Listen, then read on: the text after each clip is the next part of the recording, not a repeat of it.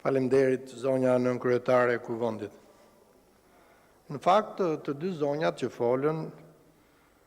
folën për atë që janë apo ndjen të diskriminuara nga gjuha e presidentit. Okej, dakord, presidenti në fakt duhet jetë gjithë përfshirës, por ju këtu e kishit, pse se hoqët? E nderuar Ministre Spiropalje, shikojeni këtë këtu. Ke vetëm 4 minuta nga deputetet e opozitës dhe plot 35 minuta nga pozita. A nuk është kjo diskriminuese? Zonja Spiropalje, nëse ju keni një konflikt me presidentin e Republikës, nuk mundet ta transferoni në parlament. Nëse ai ju fyen, mos harroni kur shprehjen shkodrane, kush fyn vedin.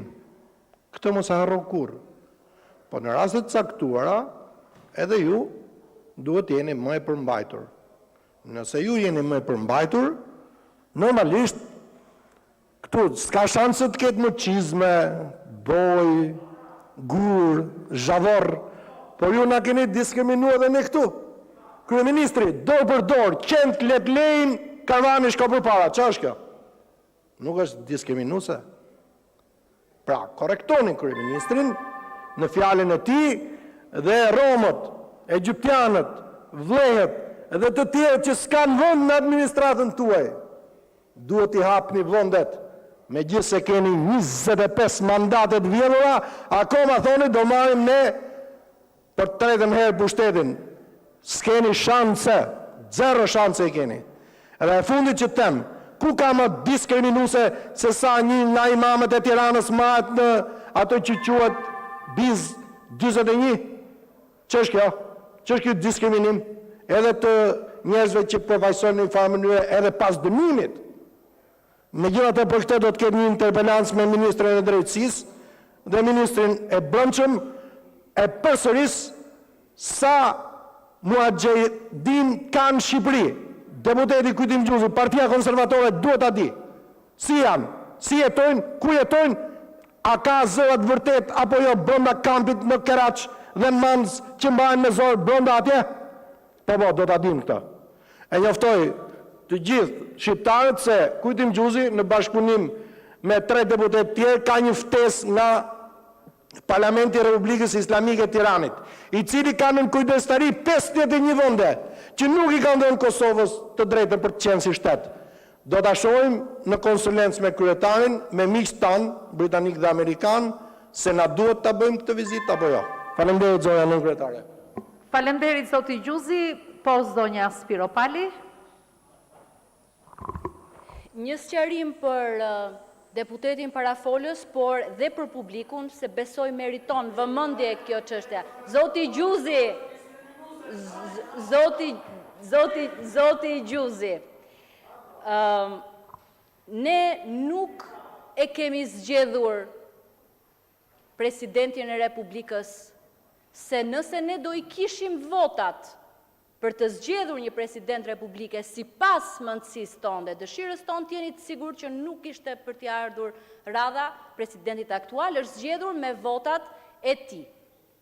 Kishte votat në kuvend? Po.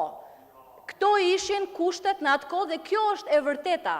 Ju mund të thoni ç'të doni, po kjo është vetëm për konsum politik. Për sa i përket çështjes së diskriminimit dhe fjalës që e përdorni pateklif, do ju them që është një fjalë me shumë peshë të cilën nuk mund ta përdorni në një mënyrë të tillë.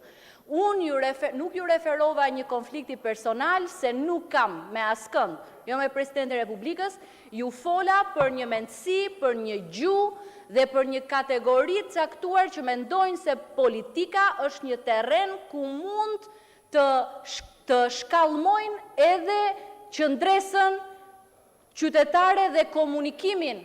Politika nuk është vendi i baltës, i sulmeve dhe i gjuhës të urrëties dhe diskriminimit që ka filluar të përngjajsoj me gjuhën e agimitar tani. Është vendi ku prodhohen ide, alternativa, ndryshime dhe ku njerëzit marrin shpresë. Frymëzimi që vjen nga institucione të tilla për qytetarët është dëmtues deri në detaj dhe ne duhet Ne duhet i vëmë fre tani.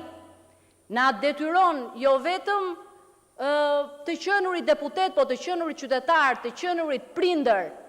Nuk mundet që fëmijët e Shqipërisë të dëgjojnë atë lloj gjuhë dhe më pas thonë pse ikin të rinjt. Ikin të rinjt se të rinjt nuk mund të durojnë të kenë në krye të shtetit individ të tillë që kanë shkallmuar çdo normë.